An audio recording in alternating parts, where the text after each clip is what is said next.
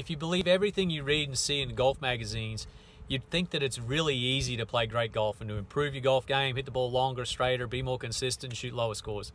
The reality is, if it was really that easy, then we'd all be on TV playing for $1 million every single week.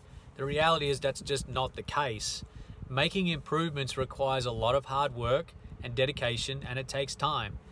It's rare that I've had students come along for a lesson and make massive improvements to their ball flight that they can then go and perform under pressure on the golf course in a single 1 hour lesson.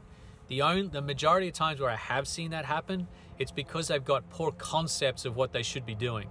So if it's a conceptual error, meaning that what they're trying to do, they're succeeding in, but unfortunately that's the wrong thing for them to be doing, when we change that concept, we can then go ahead and change their ball flight and contact fairly quickly, and that is something they can take to the golf course and perform under pressure. Otherwise, what we find is that players come along with patterns that they've worked really, really hard to perfect. They've done a lot of practice with it, and they're really good at performing that particular motion. So as a result, it takes time to change it. It takes time to learn new motor patterns that are going to hold up under pressure.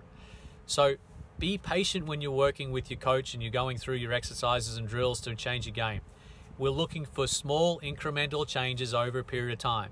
I would not expect you to get worse next week, but we want to see you getting closer to what we're trying to accomplish with your contact and swing and ball flight on a weekly basis. We're just looking for small improvements each week.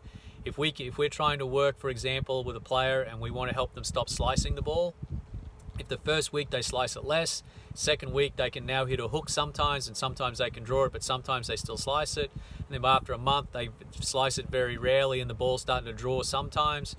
That's sort of the pattern that I'm looking for. I want to see some improvement over time. Once we start to see that, then I would expect to be able to start to help that player perform that on the golf course as well. So keep in mind, it takes time to make a change. It takes patience, it takes hard work, but if you put in that hard work with the patience, you will get there and you're going to be able to make the swing improvements you're looking for. Thank you for tuning in today. If you've got any comments or questions, please feel free to leave them in the comments below. I'm always excited to hear from you, and I'll answer as many of those as I can in future videos. Thanks very much, and all the best with your golf game.